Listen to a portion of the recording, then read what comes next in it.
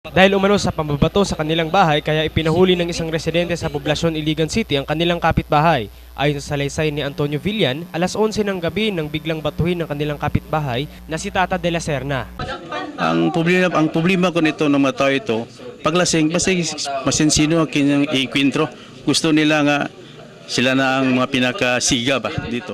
Bagamat aminado ang sospek na lasing siya sa pagkakataong iyon, itinanggi naman niya na ginawa niyang nasabing pambabato.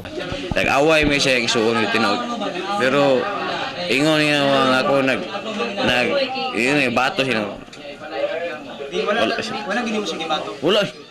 Hindi naman kinasuhan si De La Serna ng mga pulis sapagkat for disciplinary actions lang daw ang reklamo ni Villan. Sa halip ay pinasa na lang ng pulisya ang reklamong ito sa kanilang barangay upang magkaroon ng 3 sessions ng agreement sa pagitan ng complainant at ng suspect bago ito bigyan ng disciplinary action. Samantala, isang bata ang hinuli naman ng pulisya dahil sa pagdadala ng 14 inches samurai.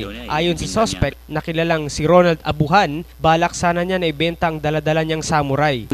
Pagbalik namin dito, may kasama ako sa pare, may kuha na ako dito, baka may bibili sa inyo. Ako ba, sama tayo. Doon pagbaba namin, nuli ako kagad. Hindi naman napaniwala ng binata ang mga pulisya sa kanyang kwento.